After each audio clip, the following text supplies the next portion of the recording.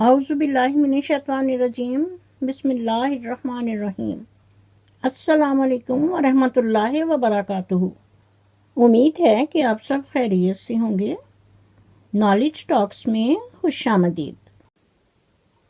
میں نالج ٹاکس کی طرف سے مخاطب ہو کر کہتی ہوں، فضل خدا کا سایہ ہم پر رہے ہمیشہ، فضل خدا کا سایہ ہم پر رہے ہمیشہ، ہر دن چڑھے مبارک، ہر شب بخیر گزرے۔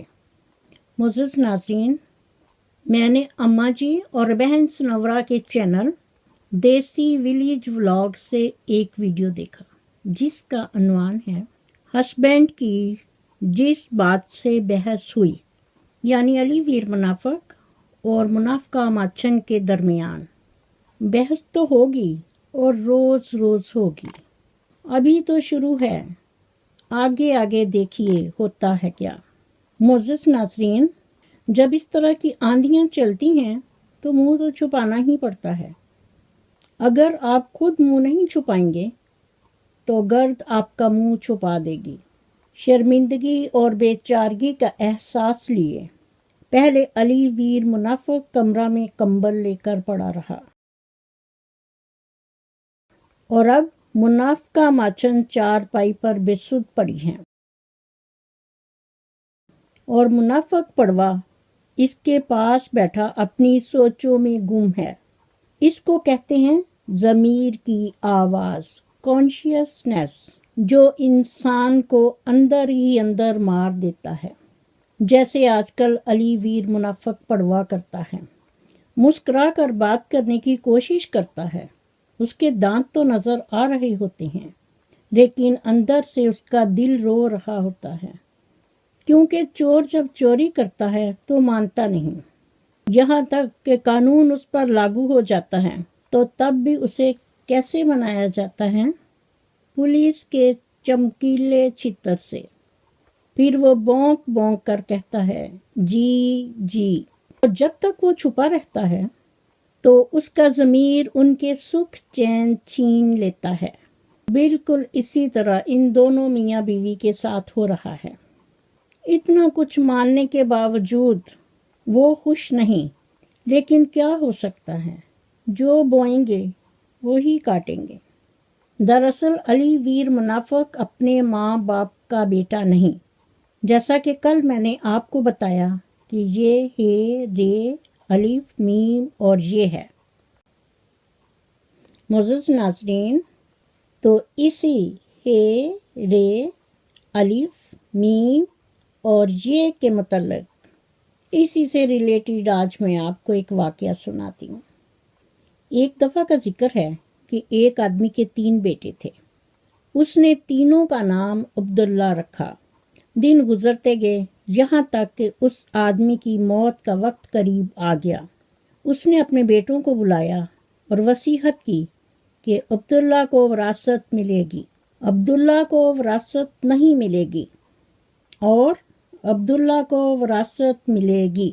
یعنی اس آدمی نے کہا پہلے بیٹے عبداللہ کو وراثت ملے گی، دوسرے بیٹے عبداللہ کو وراثت نہیں ملے گی، اور تیسرے بیٹے عبداللہ کو وراثت ملے گی۔ ابھی وہ یہ ایکسپلین کر ہی رہا تھا کہ اس کی وفات ہو گئی۔ اب تینوں بیٹوں میں بڑی کنفیوژن تھی کہ کس کو وراثت ملے گی اور کس کو نہیں ملے گی۔ اس بات نے تینوں بیٹوں کو حیرت میں ڈال دیا۔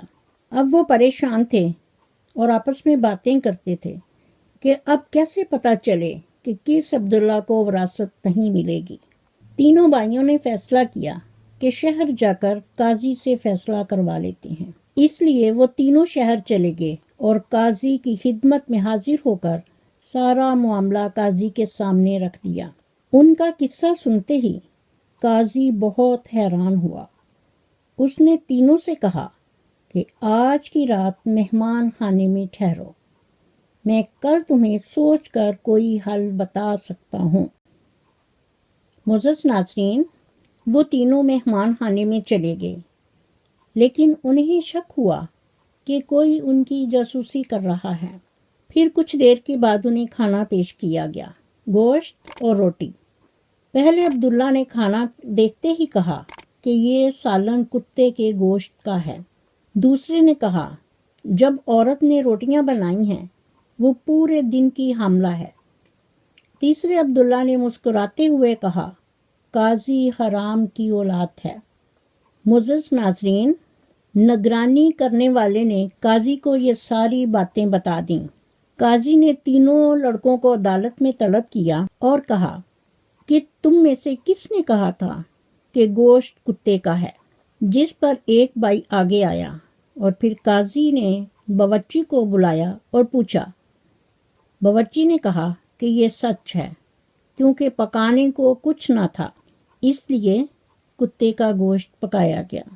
जिस पर काजी ने अब्दुल्ला से पूछा, तुम्हें कैसे पता चला कि ये कुत्ते का गोश्त है? उस लड़के ने जवाब दिया कि गाय, ऊंट और बकरी के गोश्त के नीचे चर्बी लगी होती है, जबकि ये सारा गोश्त चर्बी नुमा है जिसके नीचे कहीं कहीं गोश्त लगा हुआ है। काजी ने कहा कि तुम वो अब्दुल्ला हो जिसे वालिद की विरासत से हिस्सा मिलेगा। फिर काजी ने दूसरे लड़के से कहा कि तुम बताओ, तुम्हें कैसे पता चला कि पकाने वाली औरत हामला है? तो अब्दुल्ला ने जवाब दिया, मैंने जब रोटियां देखी कि एक तरफ से फूली हुई हैं और खूब पकी हुई हैं, जबकि दूसरी तरफ से कच्ची और मोटी हैं, मैं समझ गया कि रोटियां पकाने वाली औरत कितनी तकलीफ में है और इस तकलीफ की वजह से रोटियों को देख ना सकी, जिसका मतलब है कि औरत हामला थी और तकलीफ से थी। जिस पर काजी ने कहा कि तुम भी वो अब्दुल्ला हो जिसको बाप की विरासत मिलेगी। नाज़रीन, तीसरे नंबर वाले अब्दुल्ला की तरफ काजी ने देखते हुए कहा कि तुम वो अब्दुल्ला हो जिसने कहा कि काजी वल्दल हराम है। उस लड़के ने जवाब दिया, जी हजूर। काजी गुस्से से आग बगोला हो गया और उठकर अंदर गया और अपनी वालदा के सामने जाकर ये सवाल रख दिया। जिस पर काजी की वालदा ने कहा कि हाँ, ये सच है। फिर काजी ने वापस आकर अब्दुल्ला से पूछा कि तुम्हें कैसे पता चला कि मैं हरामी हूँ? लड़के ने कहा कि काजी, अगर तुम हलाली होते तो मेहमान खाने में हमारी निगरानी ना करवाते, हमें वहाँ कुत्ते का गोश्त ना खिलाते और ना ही कच्ची रोटियां किसी मजलूम औरत से पकवाते। फिर काजी ने उस लड़के को जवाब दिया कि तुम वो अब्दुल्ला हो जिसको अपने बाप की विरासत से कोई हिस्सा नहीं मिलेगा। जिस पर वो लड़का बहुत हैरान हुआ और पूछने लगा कि काजी, ऐसा क्यों है? जिस पर काजी साहब ने जवाब दिया कि एक हरामी ही दूसरे वल्दल हराम को ठीक ठीक पहचान सकता है, इसलिए मैं यकीन से तुम्हें कहता हूँ कि तुम भी मेरी तरह हराम की औलाद हो। वो लड़का ये सुनकर बहुत हैरान हुआ।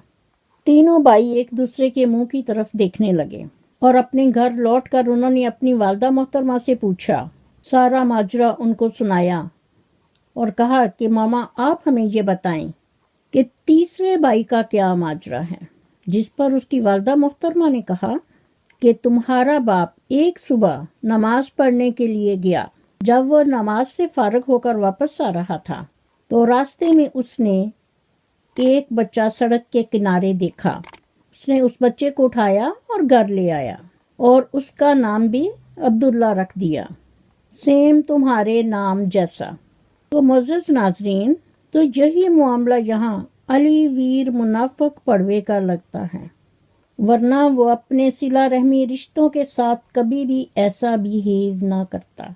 अपनी वालदा मोहतरमा और बहन सनवरा का यूट्यूब चैनल देसी विलेज फूड उनसे ना छीनता, उन्हें घर से ना निकालता, पर्दा स्क्रीन से गायब ना करता। और जब हम लोगों ने इसे हाईलाइट किया तो इसने उनकी कुकिंग की वीडियो प्राइवेट कर दी और अब दोनों इन मियाँ बीवी अली वीर मुनाफिक पड़वा और इसकी बीवी मुनाफिका माछन ने उनके चैनल देसी विलेज फूड का नाम तब्दील करके देसी विलेज व्लॉग रख दिया है।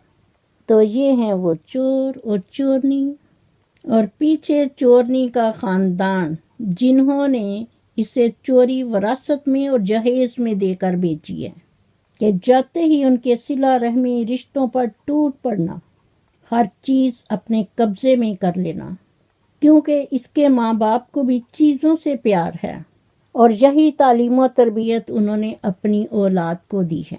जैसा कि आपने देखा कि इसकी बड़ी बहन समैरा, नुसरुल्लाह की बीवी, जिसका ससुर पिछले दिनों में वफात पा गया है, और इसके माँ बाप ने उस इंसान को भी माफ नहीं किया जो इस दुनिया में मौजूद नहीं।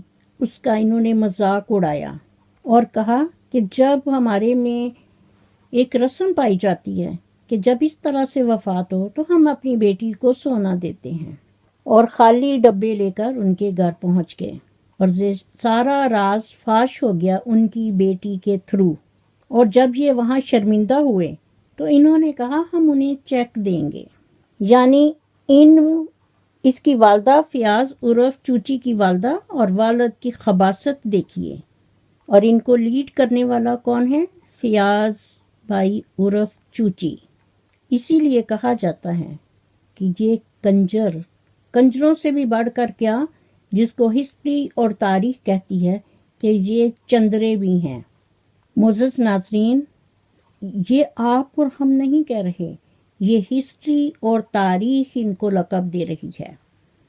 ऐसे लोगों को हिस्ट्री और तारीख इन्हीं अल्फाज में याद करती है, कंजर और चंद्रे। मेरी दुआ है कि अल्लाह ताला हम सबको नबी पाक सल्लल्लाहु अलैहि वसल्लम की सुन्नत और हदीस के मुताबिक ज़िंदगी बसर करने की तौफीक दे। आमीन सुम्मा आमीन। इसी के साथ मैं अपनी वीडियो का इख्तिताम करती हूँ। मेरा खुलूस और नेक तमन्नाएं हमेशा आपके साथ हों। मज़ीद नॉलेज टॉक्स की वीडियो देखने के लिए मेरे चैनल को सब्सक्राइब करके साथ ही बेल आइकन के बटन को ज़रूर प्रेस कीजिए ताकि मेरी आने वाली वीडियो का नोटिफिकेशन आपको सबसे पहले मिले। और कमेंट बॉक्स में अपना फीडबैक ज़रूर दीजिए। शुक्रिया। मुझे भी अपनी दुआओं में याद रखें। अल्लाह हाफिज़। पाकिस्तान जिंदाबाद।